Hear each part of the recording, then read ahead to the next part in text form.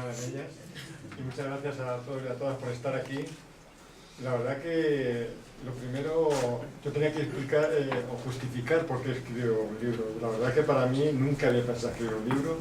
He escrito un libro por muchas versiones, la editorial que pensaba que podía vender libros, la familia que siempre te dice que cuentes la aventura, pero nunca uno cuando yo siempre me ha gustado la lectura, pues me gusta también la biografía, las memorias, pero nunca piensas que tu vida pueda ser interesante de contarla. O sea, nunca me parece que eso parece algo ya de como de tontería egótica, ¿no? O sea, de que los egos pueden más que la realidad. Pero bueno, pensaba también, como el militancia de Podemos, que algo podía ayudar, porque podía gente de Podemos contribuir, contar una historia, y eso es lo que he hecho. Porque yo creo también que la historia también tiene, lo escriben los historiadores, pero hay una historia oral que es muy importante, que es la historia que cuenta cada uno cómo ha vivido momentos históricos, ¿no? Y en ese sentido, yo muchas veces firmando libros o me han contado en los círculos, te cuenta gente normal, te cuenta su historia, de cómo ha vivido un momento histórico, de cómo vivió la guerra, de cómo la guerra civil con sus padres, cómo fue su infancia. Y son historias muy emocionantes y siempre digo, escríbela o grábala, porque hay una parte de la historia, y la han escrito, nuestra historia la han escrito historiadores ingleses, de la guerra civil, de Hugh Thomas, Ronald Fraser, Gerald Brennan. Y hay una historia que es la escribió Ronald Fraser, un historiador británico, que se llama Historia Oral. Contaba la historia de la guerra civil, contando cómo participantes en esos momentos históricos habían vivido su historia. O sea, podrías hablar de la batalla de Madrid, de la batalla de Jarama, pero contado por la gente. Y es otra historia, no es distinta, pero se ve como pues esto es una parte de la historia que se tiene que sumar a muchas otras. Es una historia subjetiva, en mi punto de vista, de cómo yo he vivido este momento, pero creo que es un momento histórico el que estamos viviendo ahora. Yo, por mi edad, viví también un momento histórico, que es el pasar de la dictadura a la democracia, que lo vivimos todos con ilusión, el debate por la política. Luego entramos en un periodo de anestesia desde mi punto de vista político, y lo que ha hecho Podemos, desde mi punto de vista subjetivo, es volver otra vez al interés por la política, por el debate, por tolerarnos, que nos falta mucho por tolerarnos. El ejemplo, porque un señor me viene a decir que no está de acuerdo conmigo, digo, estupendo, digo, me alegra, y dice, pero usted no me va a convencer, digo, yo tampoco a usted, pero está bien que hablemos, o sea, está bien que hablemos, porque uno luego se va a su casa, y aunque no ha reconocido que el otro tuviera razón, pero se le quedan algunas cosas grabadas. Eso es lo importante del debate político. Porque yo parto de la idea de que todos y todas somos patriotas. Todos queremos lo mejor para nuestro país. A lo mejor en lo que tenemos diferencias es el modo de hacer nuestro país mejor. Creemos que lo que han hecho unos, que llevarse el dinero a paraísos fiscales, o rescatar dinero para los bancos y luego pagar a los ciudadanos, no es el mejor modo. Ellos dicen que son patriotas y chillan mucho y sacan la bandera muy más grande, y otros tenemos otras opciones. Bueno, vamos a debatir. Para mí eso es lo que he tratado de escribir en este libro, es cómo yo he vivido estos momentos. Claro, también está la parte morbosa de cómo alguien que ha sido militar, la gente dice, bueno, ¿por qué un militar no puede tener opciones de izquierdas? Alguien le pregunta a un médico, a un abogado, cuando le van a operar, ¿usted es de derechas o es de izquierdas? ¿Me va a operar bien o me va a operar mal? Nadie tiene dudas con eso, pero con un militar es un buen profesional, hay que pedirle que sea un buen profesional, que tenga sus opciones políticas, pero por eso, pero no es así la realidad, todos sabemos, los estereotipos están ahí, porque las Fuerzas Armadas vienen de una dictadura, era una milicia de partido, y ese estigma está. Yo digo, no es que sea virtuoso, pero a mí me dan palos por la derecha y por la izquierda, ¿no? O sea, unos me dicen que soy militar otanista, y otros me dicen que soy un fascista porque vengo de tal. Digo, bueno, no me creo que esté en el punto medio, pero quiero decir que hay que abandonar muchos estereotipos. Bueno, esa es como yo trato de contar mi historia, pues hablo de mi familia. Las Fuerzas Armadas eran unas Fuerzas Armadas endogámicas, vivíamos en colectivos cerrados, íbamos a mismos colegios, los hijos de militares se casaban con hijas militares, o sea, eso se creaba una endogamia, y encima nos creíamos portadores de valores eternos, ¿no? Y la columna vertebral. Eso, pues evidentemente son estereotipos que están ahí, y yo cuando alguien me lo dice, pues digo, pues tengo que asumir, pero espero que me conozca y que vea que hay algo más dentro, como nos ocurre cuando vemos a hablar a un médico o a un abogado que nadie discutimos si por ser pertenecer a la abogacía o a la medicina pues son derechas o izquierdas. El pase a Podemos, yo ya había terminado mi ciclo profesional, estaba en la edad del jubilado, yendo a por el pan, llevando a mi hija al colegio, cuidando a los nietos, pero siendo político, interesado por la política. Porque yo siempre me he considerado político porque me he querido educar, como decía Teresa, pues para echar mi voto de manera responsable. Y eso es ser político también, porque la política la tenemos que hacer todos. Otra cosa es que te pidan un paso más. Dice, pues bueno, pues usted que sabe barrer bien, barra hasta... Usted que sabe dibujar bien, dibuje. Usted, si es elegido para un puesto, pues participe en política, pero sabiendo que somos representantes de los que nos eligen. Y me llegó esa oferta, que por supuesto me produjo el mismo shock que produjo en la sociedad, el que yo pasara también a Podemos. Y bueno, pues dudé porque en la vida no estamos todos como Quijotes, ¿no? Tenemos un entorno familiar y cuando uno toma un paso, pues tiene que ver las consecuencias que tiene para la familia. Pues reunido el gabinete de crisis, formado por mi mujer y mi hija, pues llegamos a la decisión de que no, mejor que siguiera comprando los periódicos y el pan y tal. Pero luego me entró la duda y dije, para una vez que me piden una cosa, ya no voy a poder criticar, o sea, ya no voy a ser un buen tertuliano. Me han pedido una cosa y no me he atrevido. Y tras una semana de discusiones al gabinete me dijeron, haz lo que quieras. Y entonces ya aproveché ahí y dije, pues bueno, me metí en este berenjenal, que yo creo que, como siempre me preguntan, estoy encantado, se me nota. Yo creo que la gente dice, es que te lo crees. Y claro que me lo creo. Porque nadie debe pensar que uno está en política para conseguir un determinado puesto, y cuando yo no fui elegido diputado, dice, ¿vas a dejar Podemos? Y yo he entrado por un proyecto. Yo no he entrado aquí he entrado por si era diputado, pero si mañana tengo que hacer otra cosa, la hago. O sea, en ese sentido, a mí me parece que eso es lo que hay que hacer, participar en política. Y es lo que se está haciendo ahora con movimientos que estamos viendo, el movimiento de los pensionistas, el movimiento feminista. Eso ha sorprendido a la clase política. Eso quiere decir que la clase política estaba alejada de la realidad. Lo que tiene que hacer partidos como ha hecho Podemos, y hay que vigilarle para que nunca se aleje de la realidad, para que nunca al ocupar puestos de mando, cuando empieza a pisar moquetas, se olvide de que lo importante es eso, estar en contacto con la realidad. Ya sé que las agendas se multiplican y no tengo tiempo para nada y tengo mucho trabajo. No, es cuestión de prioridades. No hay que perder el contacto con la gente, con los círculos, que eso era lo que eran las casas del pueblo del Partido Comunista, lo que eran las casas del pueblo del Partido Socialista, lo que son los círculos, lo que tienen que ser los círculos en el que hay contacto, hay actividad y hay contacto, y eso para mí eso es fundamental, y entonces se aprende. Y a veces me he ido a círculos a hablar, pues eso, de lo que se supone que tengo que saber, de las Fuerzas Armadas, de seguridad. Bueno, pues donde más he aprendido es de la gente. Después de 50 años, después de haber llegado, como dicen, a la más alto cargo, sigo aprendiendo de las cosas de seguridad que te pregunta la gente. Porque te hace las preguntas más difíciles. ¿Y para qué queremos unas Fuerzas Armadas? Venga, pues explica y convence. ¿Y por qué tienen que ser así? ¿Por qué no tienen que ser así? Eso quiere decir que los temas de seguridad, los temas, como yo llamo, que hay que hablar de paz y seguridad.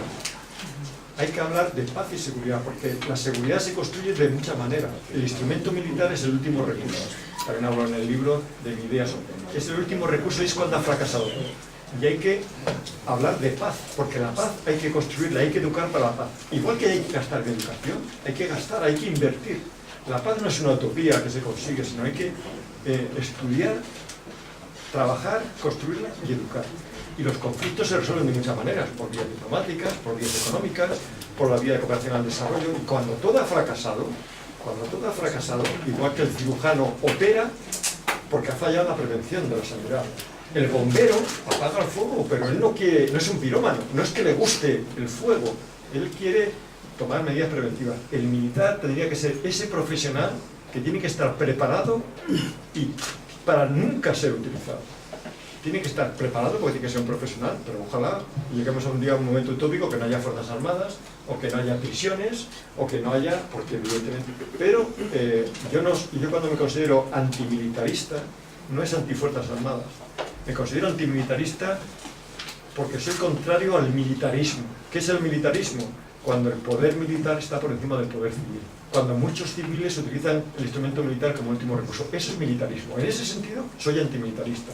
Y ser antimilitarista en ese sentido es ser constitucional, porque la Constitución dice que el poder militar está sometido al poder civil. Como veis, me enrollo un montón, pero yo lo que quiero en esto es esbozar alguna de las líneas que están en el libro, que es la parte biográfica, la idea que tengo sobre las Fuerzas Armadas, este concepto de paz y seguridad, que a alguien le puede parecer contrario a lo que tiene que pensar un militar, y eso es otro estilo, ¿no? Igual que pasamos de un ministerio de la guerra a un ministerio de la defensa, que parece que es más suave, un día pasaremos a que no haya ministerio, o que haya un ministerio de paz y seguridad, porque la paz y la seguridad se construye de una manera transversal, de todos los ministerios, con medidas económicas, con medidas del Ministerio de Asuntos Exteriores, con el Ministerio de Educación, trabajando en educar y en construir para la paz, pero es una medida transversal. Ese concepto tiene que ir calando para que la gente lo sepa, y lo hay, la gente lo sabe, cuando hace esa pregunta, ¿y para qué queremos esto?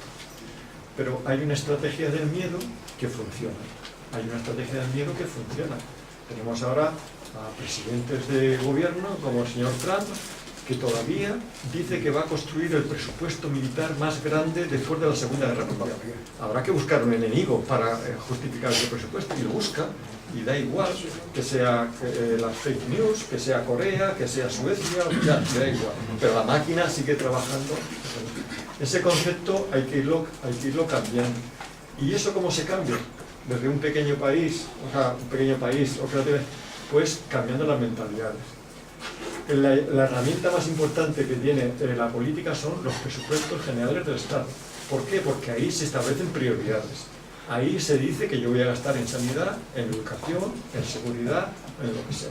Y como eso es finito, eso es un ejercicio de suma cero, si yo sumo una cosa, la otra tiene que bajar. Esto es como el presupuesto económico. Si yo gasto en carne, no gasto en pescado. Si me gusta el dulce, si voy al cine, y eso lo hacemos estupendamente. Pues el presupuesto de un Estado es igual. ¿Y quién lo decide? Los ciudadanos. ¿Por qué? Porque somos los que pagamos. Y eso tenemos que poner atención y en eso hacer política, pero todos los días. Como veis, esto parece utópico, pero es volver al debate, a llevar la política al centro. La política es la base de nuestro sistema democrático. Decimos, son todos iguales. Bueno, si hay un médico malo que me opera, siempre pongo el ejemplo, opera la pierna mala en vez de la buena, yo condeno al médico, pero no digo que la sanidad es un desastre. Si yo hay una medida, pues la política, habrá políticos corruptos, habrá políticos malos, habrá políticos ineptos, pero yo no puedo desprestigiar la política, porque la política es la que hacemos todo, y eso lo tenemos que valorar. ¿Cómo lo hacemos? Si tratan de alejarnos de la política, están ganando otros.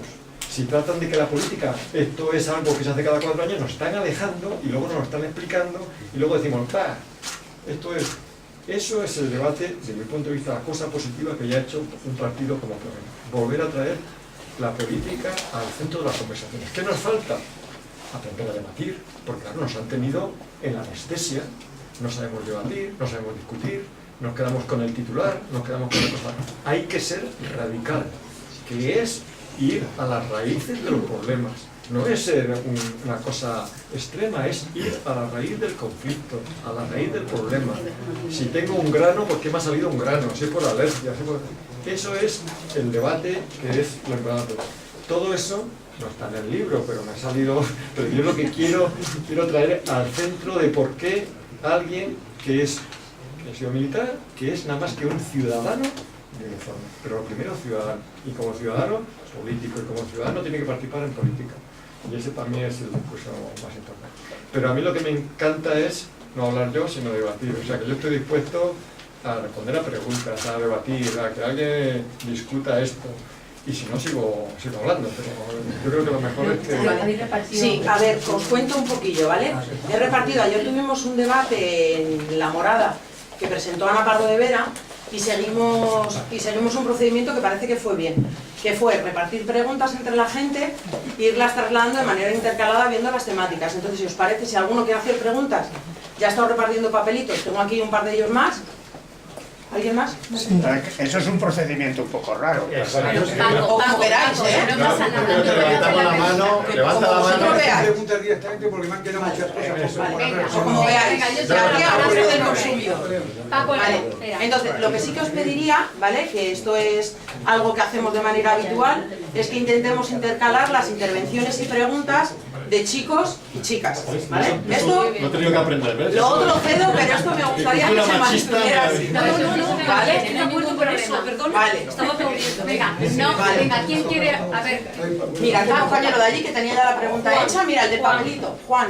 va a haber mujeres, por favor, mujeres. Una mujer. La mía parece que Ella. levanta la mano. Pilar. Sí, lo hacen ellos. Carmen. Lo hacéis vosotros, sí que hemos decidido que al final el señor es acompañamiento. Sí. Vale. Espérate, da igual, la vais a hacer. A ver, ¿quién? Empezamos. Pues dale. Yo quería preguntar al compañero Julio, ¿qué piensas y cómo podría evitarse lo que yo llamo la maldición de las izquierdas? Es decir, la eterna y sempiterna división en cuanto hay dos personas de izquierda se vuelven dos partidos.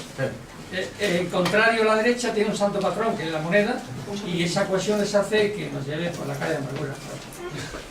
Yo entiendo que Julio es de Podemos y tal, pero que también es importante que vayamos haciendo preguntas relacionadas con la presentación del libro. Voy a utilizar la típica frase de este en mi libro, pero... No, que está bien. Vale. Está en el libro también, hablo. Vale, pues venga, dale. No, la verdad que es el eterno debate y bueno, los que tenemos una cierta edad hemos pasado por este proceso siempre de derecha versus izquierda. Lo que más une siempre es el poder, ¿no? O sea, la derecha está unida cuando está en el poder. Lo que pasa es que la derecha es bastante inteligente para conseguir ese poder. Pero yo, siendo escéptico, no quiero ser escéptico activo, o sea, no, el escepticismo de que ese debate está en las izquierdas, lo que estoy propugnando en el caso, por ejemplo, de Madrid es no ideas simples, pero ideas claras.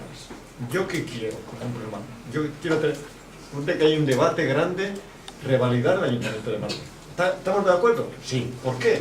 Porque hemos hecho muchas cosas en 4 años, pero todavía nos quedan tareas por hacer. Entonces, todo el mundo de acuerdo. ¿Es importante que Manuela Carmena es un valor político ineludible? ¿Estamos de acuerdo? Sí. O sea, con esa idea y sobre todo también identificar al adversario. ¿Queremos que vuelva el PP con las mismas políticas? No. Bueno, pues entonces no nos dividamos. No nos peleemos entre nosotros, no dividamos el voto.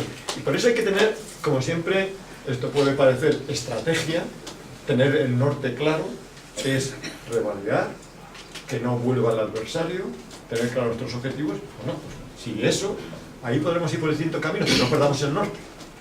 No perdamos el norte. Podremos debatir, porque en las izquierdas está el debate, pero el debate es ser inteligente políticamente. Bueno, pues eso es cuestión de aprender a debatir, o sea, de aprender, no digo que a debatir, sino a aprender a tener claro dentro de un debate que luego hay que tener una organización, hay que tener unos objetivos claros y no perdamos el norte, porque si no, alguien tendrá que reconocer que lo que estamos haciendo, cuando yo voy en contra de este objetivo, es dándole argumentos a la derecha. Pero bueno, en eso estamos, y todo esto es una Largo camino. largo camino. Yo tengo prisa, ¿eh? O sea, yo por comparación biológica, yo quiero acabar. O sea, que yo no me puedo arreglar. Es que tengo mucha falta de ortografía, pero léalo. Que le canté la Ahora palabra a la señora. vamos paso a paso según va llegando. Pilar pregunta, me dice que cuando No, la yo- hace ella, no te preocupes. Ah, ¿la va a hacer tu Pilar? No, esa es Carmen, no, ahora es Pilar. No la hace, Pilar no la hace. Cuando yo le veía en los pasillos del Ministerio de Defensa, jamás pensé que le vería militando en un partido de izquierda. ¿Usted lo pensaba? Yo, O sea, te conoce de los pasillos, ¿eh? pues yo, eso indica que yo era un buen profesional. Que yo lo que hacía tenía, pues no sé si lo era, pero tengo que ver si haría mi trabajo bien. Yo siempre he votado. Mi primer voto en las elecciones del 77 fue al Partido Comunista de España. Era capitán. O sea, quiero decir, quiero decir que eso no tiene que ver, o sea, esa pregunta no se la hacen a un médico, no se la hacen a un abogado, como decía antes. Y evidentemente luego la gente se ha sorprendido, pero no tiene nada que ver una cosa con otra. Yo quiero diferenciar lo que es hacer un buen trabajo profesional, que es lo que alguien tiene que exigir cuando va a una consulta, cuando va a un servicio, y otra cosa son las opciones políticas que ahí podemos debatir. Como decía antes, yo pienso que todo el mundo quiere lo mejor para su país. Y otra cosa, los que discrepamos en el procedimiento, pues ahí es lo que tenemos que debatir. Entonces, yo siempre me he considerado de izquierdas, otra cosa es que la gente no lo considera. Bueno, en el libro digo que me llamaban Julito el Rojo, pero no, Julito ya se ha pasado un poco, lo de rojo, pues no, o sea, era lo de rojos y azules que había antes, pero no. Vale, Paco. Primero quería conocerte hace tiempo y estoy orgulloso de conocerte, hombre.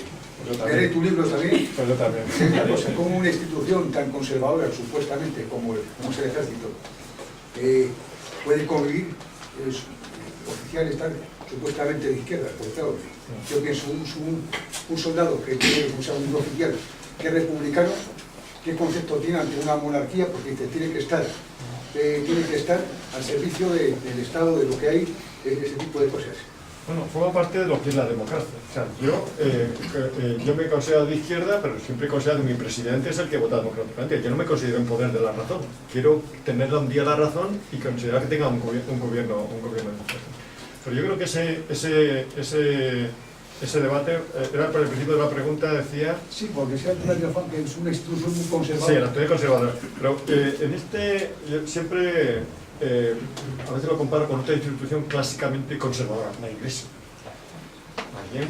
Alguien era de Juan XXIII, que no tiene nada que ver con Rouco, no tiene nada que ver con el Papa Francisco, no tiene que ver con aquellos que eran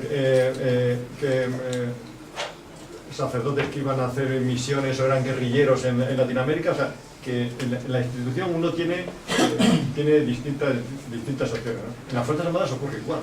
Las Fuerzas Armadas, pero claro, vienen de una dictadura, era una milicia prácticamente de un partido, pero hubo gente de la Unión Militar Democrática, de la Transición Democrática, se jugó la vida, nada más que por la democracia. Porque cuando se aprobó la Constitución, se disolvieron. O sea, ellos no eran una opción política determinada, sino únicamente luchaban por la democracia y se jugaron la vida, porque en aquellos momentos se jugaron la vida. Se jugaron la vida y estuvieron a punto de perder. O sea que sí que hay, en las instituciones sí que se puede ser, en ese sentido sí que se puede. Yo tengo anécdotas, pero ahora funciona mucho también la estrategia del miedo. Ahora hay precariedad en el empleo, precariedad que la gente dice, yo no me quiero manifestar porque voy a perder. No, pierdo yo, quedo mejor. Y eso era un caso distinto. Yo, cuando votaba al Partido Comunista de España, era capitán, era el año 77, había extrema derecha, pero extrema derecha que mataba, pero no pasaba nada y manifestabas tus opciones. Ahora hay gente que no le merece la pena, no digo que tenga miedo, que no le merece la pena decir que vota la opción de izquierda porque a lo mejor dice, cuando pido un destino no me lo dan, o cuando haya un ERE me echan, o cuando tal. Esa estrategia del miedo funciona, desgraciadamente, porque ahí está el poder de y hay gente que no manifiesta sus opciones claramente por ese miedo a la precariedad. Pero yo creo que las Fuerzas Armadas ahora salen de la sociedad, ya no hay esa endogamia que hablaba antes, y es tan plural y tan diversa. Yo que, perdona, cuando hice el servicio militar me acuerdo que estaba cantando canciones revolucionarias allí mismo y había un cabo primero que fue a por mí rápido, me decía que si era un rojo, que no sé qué, en ese sitio, digo, no en aquel tiempo, o sea, que estoy hablando del año... Pero que tú eras muy valiente o muy loco.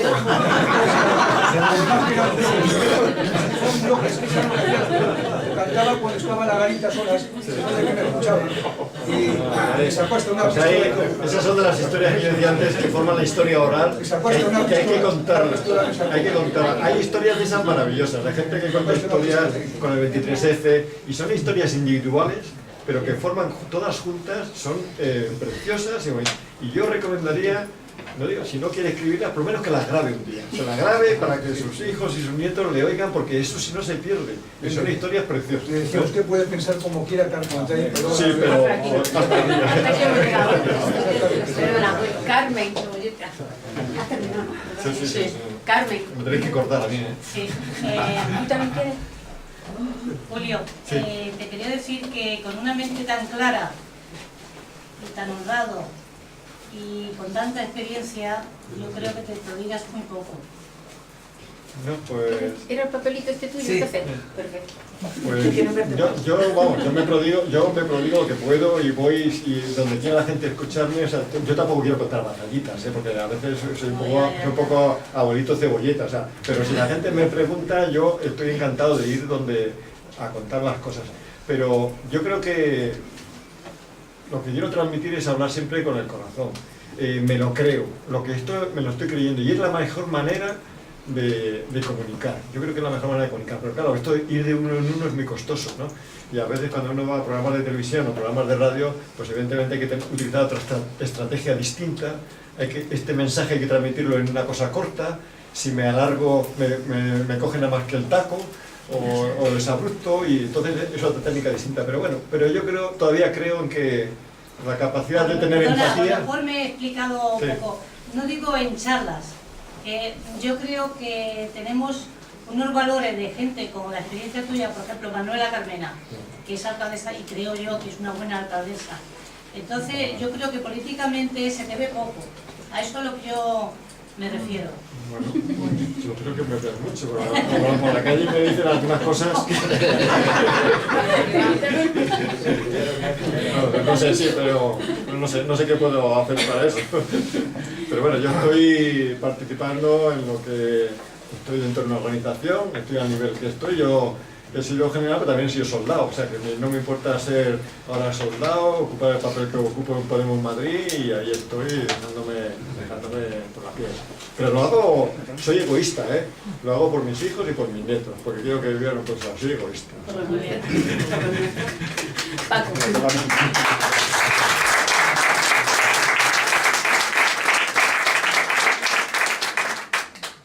Bueno, yo la verdad que no sé cómo dirigirme, si dirigirme como general, porque la verdad como es soldado que, de Podemos. fíjese lo que le digo, porque me gusta mantener la ética, pero yo sinceramente, cuando me enteré que Julio Rodríguez, general de las Fuerzas Armadas, ingresaba en Podemos, aquello fue la alegría más grande que yo pude percibir. Y le digo esto, aunque le llegue a ver de usted, yo he sido militante del Partido Comunista de toda la vida. Y además, con otra particularidad, le voy a decir una cosa. Efectivamente, el ejército ha sido un cuerpo muy cerrado, y yo hice la mili en un sitio más cerrado todavía. Yo estuve haciendo la mili en la tercera bandera. Tengo 73 años. Estaba en la tercera bandera. Estaba. Y aquello allí, eso era increíble. Y por lo tanto, cuando a mí me dicen que Julio Rodríguez, general de las Fuerzas Armadas, ingresa en Podemos, una organización política que está para hacer el cambio de esta sociedad, vamos, es que si no le veo sentado ahí, todavía no me lo creo.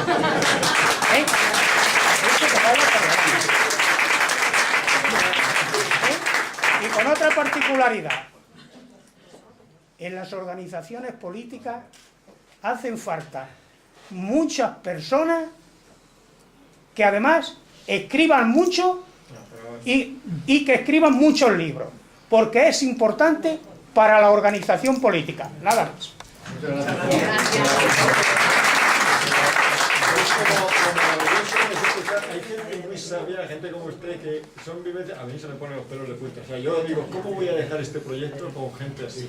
Pero voy a contar una anécdota que contaba del Partido Comunista. Yo cuando fui como candidato por Almería, pues se produjo una controversia por parte del representante del Partido Comunista allí en Almería, diciendo que habíamos puesto allí a alguien, a un militar que era de la OTAN y demás. Bueno, yo llego allí a mi primer meeting en Almería, y lo primero que me encuentro es con todos los militantes de Izquierda Unida. Y yo allí tratando de explicar, pues, bueno, que Julio Rodríguez que habían visto, pues que era pues este que estaba, alguien que iba allí y que quería contarles lo que era el proyecto. Y al final sale un señor y dice, me cago en la leche, que va a ser la primera vez que voy a votar a un general.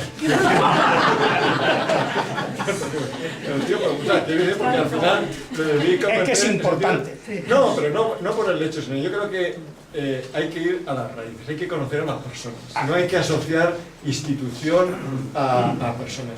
Yo, cuando estábamos en la época de la democracia, pues en el ejército había mucho fascista y yo tenía que defender, o sea, yo era de la izquierda, pero tenía que defender, yo no podía atacar a Adolfo Suárez porque pensaba que lo atacaba de la derecha, tenía que defender a Adolfo Suárez para llegar hasta aquí, o sea, había que hacer una transición en ese tipo de educación política. Muchas veces te encuentras en esa contradicción, como decía el señor, atacando a ese enemigo estoy haciendo el favor al otro, ¿no? En ese sentido yo creo que hay que abandonar los estereotipos. Hay que abandonar los estereotipos y hay que conocer. ¿Y cómo se conoce la gente? Pues hablando, debatiendo y abandonando, pues eso. Pues, Nada, salud. Muchas gracias. Tengo una pregunta aquí que creo que es una mujer por el tema. Y si no la hago bien, es tuya. Si Te no me la mucha hago bien, falta me de la explica. ortografía, pero No, también- no Ya solo nos eso. conocemos, hemos hecho fotos en la calle. Si yo le he traído aquí, si se hizo para la Me iba a Es que le he visto en la calle porque le conozco de hace mucho. Dice, ¿vas a presentar un libro? No va bien, va por aquí. Claro, porque no he leído. Si no llego más tarde todavía. Bueno, pues nos dice, tú me vas corrigiendo y me vas... Sí, sobre sanidad y lo que no es sanidad. La Y el sanidad es oficio una de también pena. le conozco. Venga, venga, pues haz la pregunta. No, que sobre sanidad, de cómo está todo, han estropeado la sanidad. Y es la señora Aguirre, la rubita como yo la llamo, es la que ha estropeado. Ha quitado, ha despedido, tal. Entonces, el presidente de hoy, que mañana creo que no lo va a ser, sí. Según porque los vascos no le dan el voto a otro y otro. Estamos papándome del debate hoy. Entonces, sobre la sanidad. Entonces, hay mucho que hacer ahí sobre sanidad. Sobre su trabajo, el trabajo que usted tenía anteriormente, significa, si no ha tenido usted cuando ha salido en represalia, porque es un trabajo, hoy, ver y callar. Antes, después y después. ¿Me entiende usted lo que le digo? No, a ver si me entiende usted. ¿Me entiende usted? Sí, sí. Oír, ver y callar. No se puede hablar ciertas cosas. Vamos a ver, yo lo que... No, escuche, perdone. Sé lo que significa llevar un uniforme, sea de abajo arriba, al máximo. Lo conozco desde hace 32 años, o sea, digo bastante. Ahora, que hay también choques dentro, y lo que usted ha dicho de que usted es de izquierdas y que no, es que usted no ha podido demostrar dentro del ejército si usted era del derecho de izquierda. Usted ha tenido que hacer su trabajo, le guste o no le guste. Ha tenido usted que hacer su trabajo. Le guste que ha llegado a votaciones y usted ha votado lo que a usted le ha gustado hacer y lo ha hecho. ¿Entiende usted? Sí, perfectamente. Yo sé, conozco a personas que ya están jubilados y además muy conocidos, a un teniente aquí en la brigada balaguerista. Había 2 hermanos, se juntaron 3 hermanos, a lo mejor usted sabe la historia, 3 hermanos con la misma graduación de teniente. Bueno, pues hay uno, porque uno de ellos, Francisco, murió en un accidente en el año 2000, con el general de la brigada balaguerista Sierra. Tuvo un accidente y murió ese hombre. El otro hermano, cuando ha estado arreglando, porque está enfermo, bueno, ya es mayor también, claro, los papeles, ha tenido mucha dificultad en arreglar todo el papeleo, porque había una persona dentro del ejército que anteriormente había tenido un choque, y es médico, y le ha costado, perdóneme la frase, un huevo, sí, con todas las de la ley, un huevo poder arreglar los papeles, y este señor, para que le oyeran, salió en la revista de Interior, y se fue con 15 años a la IUN, y después ha estado ahí con 15 años, y le ha costado bastante, porque tuvo un roce con un compañero de joven, y claro, ya a la hora de, era el médico que tenía que arreglar los papeles, y ya le digo, salió en la revista de Interview. Me imagino que a lo mejor usted lo sabe. ¿Entiende? Sí, yo le cuento, le explico lo de... Sí, yo sé que dentro, fuera y fuera, es así, ¿entiende? Por eso... Se lo voy a explicar, desde mi punto de vista. Y además, ¿le hablo de la sanidad o le hablo de esto? Porque no tiene nada que ver. Mira, el tema efectivamente, nosotros estamos por una sanidad pública, una educación pública, y ahora un gobierno de la derecha que lleva tantos años, evidentemente se ha puesto 3 pilares, que eran ir contra privatizar, desprestigiar la sanidad pública para privatizar la sanidad, Sí. desprestigiar la educación pública para potenciar la educación privada, y el tercer pilar son las pensiones. Y eso, o sea, están consiguiendo claramente la sanidad y la educación, lo han conseguido, y el tercer pilar son las pensiones, que son 3 negocios seguros. O sea, y le da igual que sean fondos de inversión o fondos de... Y eso tenemos que ir nosotros a las raíces y denunciarlo y evitarlo. Y no es un problema de una persona, es un problema de una estrategia de la derecha. No es de la señora Aguirre, es una estrategia de mucho dinero y de mucho... Cuando hablamos de la casta y cuando hablamos... Esos son fondos, industria farmacéutica, que es tan poderosa y tan lobista como la industria del armamento, la industria, los fondos de inversión para las pensiones, y eso lo tenemos. Pero bueno, me voy al siguiente caso. Que no tiene... Uno como profesional, hay la idea del estereotipo de que el militar tiene que tener obediencia ciega. No, eso acabó con la... Claro, una cosa es que cambie la legislación y otra cosa es que cambien las mentalidades. O sea, no cambia todo tan deprisa. Un militar no está nunca puede obedecer órdenes ilegales ni órdenes anticonstitucionales. Otra cosa es que, evidentemente, la gente aguante, como aguanta allí en una empresa para que no le echen, aguante con un mal jefe, porque tiene que sobrevivir. Y esa es la presión, esa es la estrategia del miedo. Pero nosotros tenemos todo el derecho a ejercerlo, con unos riesgos que, evidentemente, no los podamos hacer. O sea, eso lo puede denunciar, y hay gente también que dentro de la organización abusa de esa autoridad, de ese rango. Pero como abusa un jefe en una empresa, que se llame el Corte Inglés o se llame una pequeña. Quiero decir que somos todos iguales, pero tenemos la idea de que el cabo, la mili o el capitán manda. No, manda porque hay una organización, pero tiene que dar orden legítimo. Y ahí no está el oír, ver y callar. No hay, como toda organización, uno tiene que ser leal. Está obligado a debatir. Y cuando se toma una decisión, la tiene que obedecer. O sea, ahora, si uno no está de acuerdo con cómo funciona la institución, también puede coger la gorra y dejarla. Otra cosa es que uno quiera vivir, pero evidentemente hay casos como el suyo que no conozco, el que conoce evidentemente, y los hay, y funciona. Y hay mujeres acosadas sexualmente y laboralmente. El acoso laboral es terrible también. Y mujeres en el ejército, perdóneme, sí. Mujeres en el ejército que pisan también desde abajo a los hombres. Hay dos. Sí, vale, pero vamos a seguir. Mira, hay muchas palabras, vamos a ser concisos, ¿no? La pregunta, la última que nos queda en papel, tiene mucho que ver con lo que has hablado. En referencia al gasto militar en Estados Unidos, ¿no crees que aquí vamos por el mismo camino? Pues este gobierno aumentó en cerca del 40%, quitando sanidad, educación y pensiones. Vamos por el mismo camino porque nos quieren convencer, pero ahí está nuestra obligación en no ser convencidos. Cuando ha aumentado el 40%, no ha aumentado el 40%. Lo que pasa es que antes nos lo escondían y estaba en una partida distinta, y este año lo han cambiado, porque hubo una sentencia de una constitucional. El presupuesto era el mismo, porque nadie se atreve a gastar. Pero para que no pareciera que se gastara mucho en defensa, estaba en otras partidas distintas. Lo que nosotros propugnamos ahora, tenemos unas Fuerzas Armadas hoy insostenibles, porque tienen una deuda. Luego, lo que decía antes, hay que ajustarlo al presupuesto. Yo quiero estar seguro en mi casa, que pongo puertas blindadas, dejo la puerta abierta y le digo al vecino que me vigile, o pongo una cámara, bueno, pero en función del presupuesto que tenga. Ya, si no, la seguridad mía es igual. Es que estaré más seguro con, yo qué sé, con lo que digas. Digo, no, pero no tengo dinero. Lo primero, porque es cuestión de prioridades, primero, yo quiero tener seguridad humana. Yo quiero estar sano, comer y tener vivienda. Pero es que te puede venir el malo y dices, pero no, es que no puedo morir antes. O sea, luego, es cuestión de prioridades. Ese debate que está siempre oculto a la sociedad es un debate tan importante como el de la sanidad y el de la educación.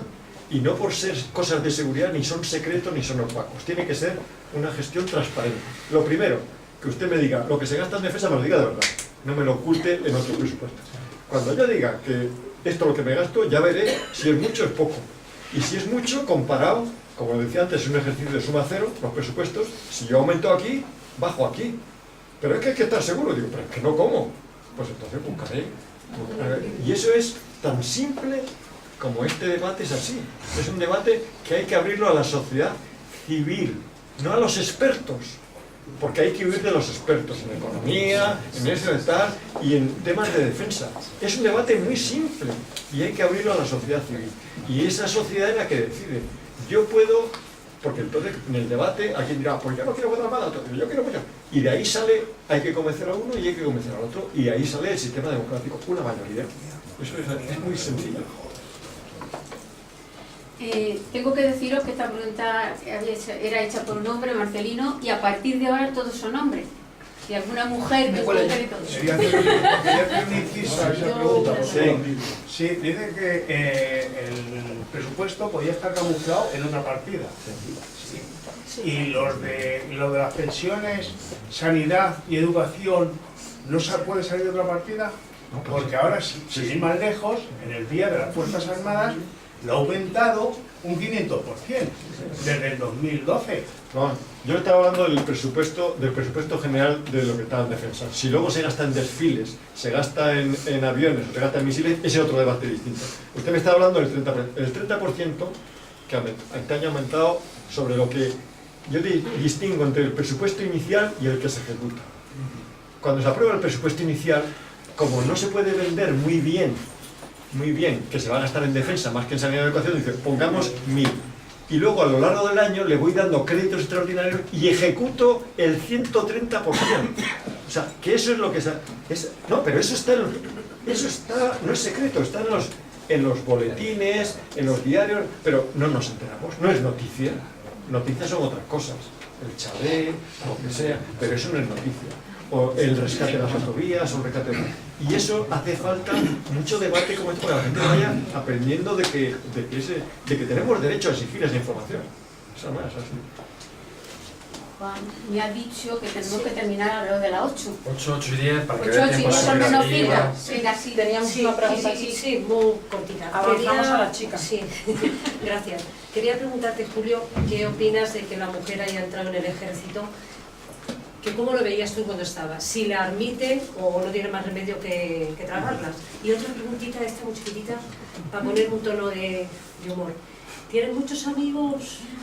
¿Muchos antiguos compañeros? Los amigos que eran amigos siempre son amigos, aunque son distintas naciones. Los otros no eran amigos, porque evidentemente las agendas van cambiando muchas veces. O sea, pero el amigo de verdad siempre te ha dicho, dice, aunque no comparto tu opinión, aquí estoy. Eso es un amigo. Eso es un amigo. El otro es el que era muy amigo y te daba muchos besos y después... No digo que te quiero contar porque tengo familiares que son militares y no tienen muy buen concepto de ti. Bueno. Porque de los jefes nunca nadie. Pero por favor, pero sí creo que tengo pregúntale si han coincidido conmigo, no han coincidido. Pero hemos coincidido con Pablo Iglesias y todos opinamos. Y de otros parecidos. Por favor, tengo mucho interés en el tema de la mujer. Pero el tema de la mujer, evidentemente, se produjo una transformación grande como es en la sociedad. A mí siempre me hacían muchas preguntas, ¿cómo se integra la mujer en las Fuerzas Armadas? Pues con las mismas dificultades que se integra en cualquier otra. Aquí quizá más, porque es una sociedad más machista. Pero evidentemente es una lucha de la mujer, del movimiento feminista, y con todos los agravantes que tiene, pues, el clásico ejemplo, siempre pongo el clásico ejemplo de Zaida Cantera, ¿no? Todo el mundo lo conoce, que se le condenó a un teniente coronel por acoso sexual. Lo más grave fue el acoso laboral que sufrió. El acoso laboral que no fue nadie condenado. Pero perdón, ella sale, que ese señor va a salir rehabilitado otra vez, pero ella ha perdido el... Bueno, ella tuvo que, le llegaron a acusar de que había falsificado un documento, tuvo que buscar un calígrafo, porque ella dice en su libro, también en su libro recomendado, dice, yo porque tenía dinero. Porque tenía dinero y conseguí ganar este juicio porque conseguí, contratando a un calígrafo civil, demostrar que habían falsificado una firma. Pero nadie le condenaron por eso. O sea, tuvo un acoso laboral, que ese es lo más duro, no digo que sea más duro, pero me refiero, y ese acoso tuvo la valentía, el dinero o el apoyo de poderlo denunciarlo. Pero hay mucha gente que se calla. Y eso es lo más terrible. Evidentemente, una mujer tiene que sentirse protegida. Te vas a la legislación y hay un protocolo de protección y tal, pero una cosa es la legislación y otra es el cambio de las mentalidades. No se cambia unas conductas cambiando la ley. hay que tener mentalidad. En los ejércitos hay asociaciones militares, pero hay muchos mandos que no contemplan que haya una asociación que defienda los derechos. Y eso es un cambio de educación. La educación es lo clave en un sistema democrático. ¿Quién tiene una educación? La derecha. Si no saben los mandos, se callan. Y en eso estamos formando generaciones. Yo tengo hijos de todas edades y hay un vacío cuando se aleja durante 10 años a la ciudadanía de la política. Hay una generación, que no estoy acusando a una generación, pero se produce un gas y la entretienes con muchas otras cosas. No quieren que la gente hable de temas. No quieren que la gente vote. Que voten los que voten, pero que me voten. Y luego, claro, ese es la clave. Y esa es una estrategia de largo plazo. Hay que controlar la educación. Pero yo quiero que la gente se eduque, ya sea de izquierda sola. Porque si yo le llevo a la raíz de los problemas, por eso no tienen. Dice, ¿estás alucinando? Y digo, joder, pues tú. Yo habla de lo tuyo, habla de lo mío. Y la gente ya escogerá. Así se hace la gente progresista. No digo de izquierda, progresista. Que es mejorar tu país. Y esa es la clave para todo. Para el movimiento feminista, para el movimiento educativo, para el movimiento político, para mejorar tu país, para ser patriota. Abre la mente. Como dice Emilio Lledé, libertad de expresión, está bien. Lo importante es libertad de pensamiento. Nada, muchas gracias. Me está encantando porque yo te suelo seguir en la tertulia de la SER, que te cortan cada 2 por 3, con lo cual no puedes desarrollar ninguna idea, con lo cual... Aquí me explayo, ¿no? Pero da la capacidad de desarrollar ideas. Ahora le va a tocar a tu mujer, a Carmen. Como estratega que eres, me ha encantado como el planteamiento estratégico para la batalla de Madrid el año que viene, ¿no? Que viene a ser un poco la batalla de Alcalá. Entonces, de la administración, para el gobierno del cambio, marca consolidada, también nos vale, ¿no?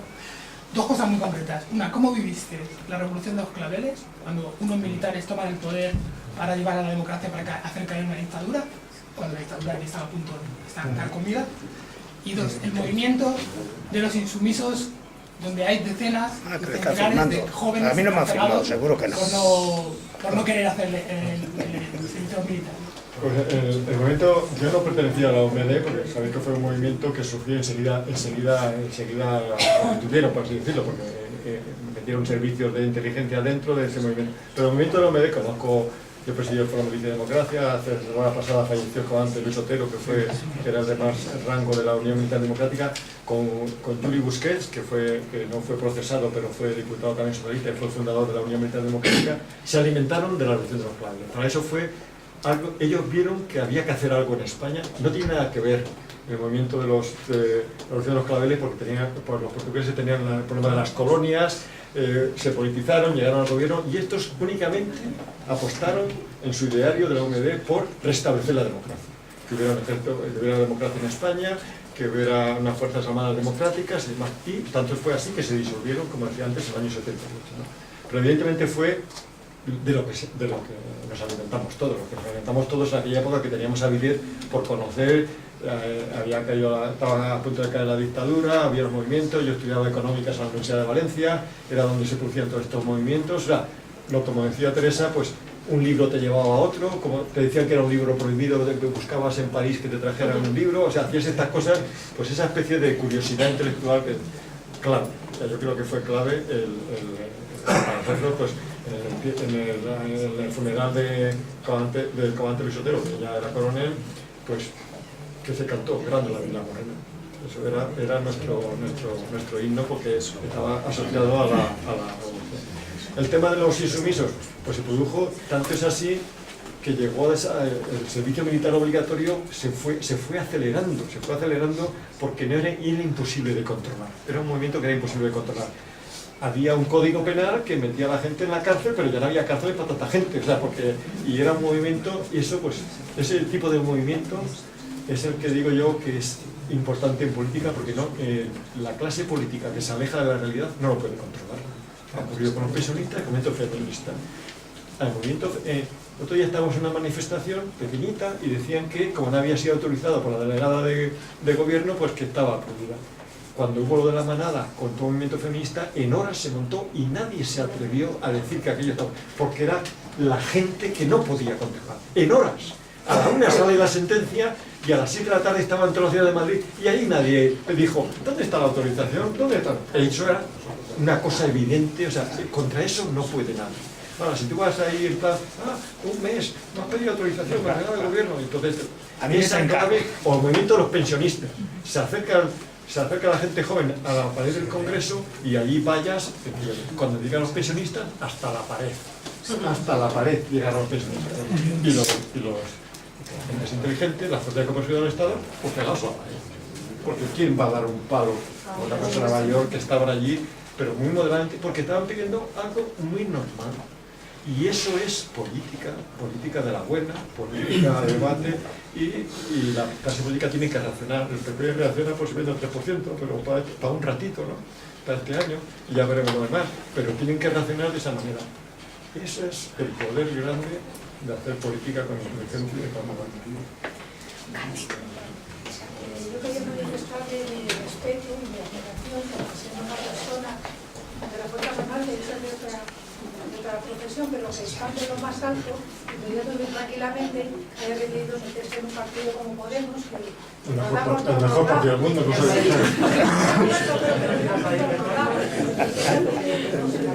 O sea que no me he equivocado, ¿no? No estás equivocado, nada. Y luego quería decirle también que el movimiento de objeción de conciencia, ¿qué influencia tuvo en el cambio en quitar la mini, en estas cosas? Porque se ve tan poquita gente, al principio tan poquito, pero esto no. No, pero fue un movimiento. Entonces, la clase política lo vio claramente y dijo, lo haremos. Primero reducimos la mili de 18 a un año. Y fueron corriendo a 6 meses hasta que fue un gobierno a la derecha que la quitó. Porque era imposible de controlar. Y tuvo que pagar ese coste.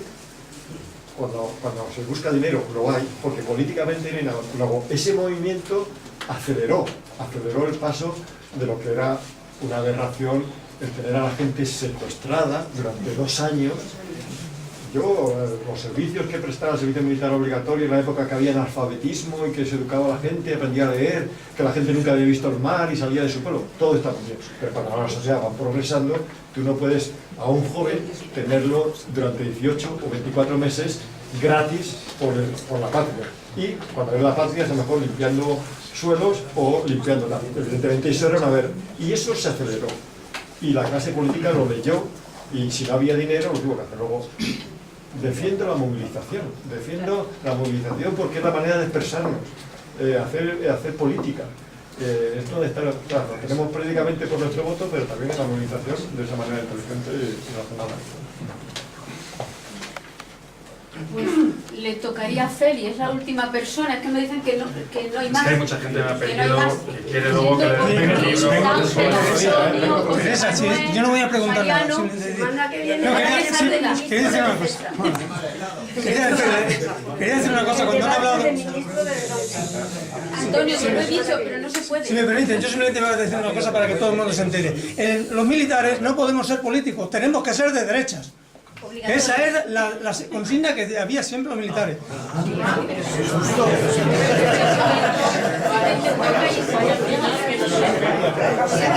Es que es ecologista. Vamos entonces a la... Pues ya está, lo siento.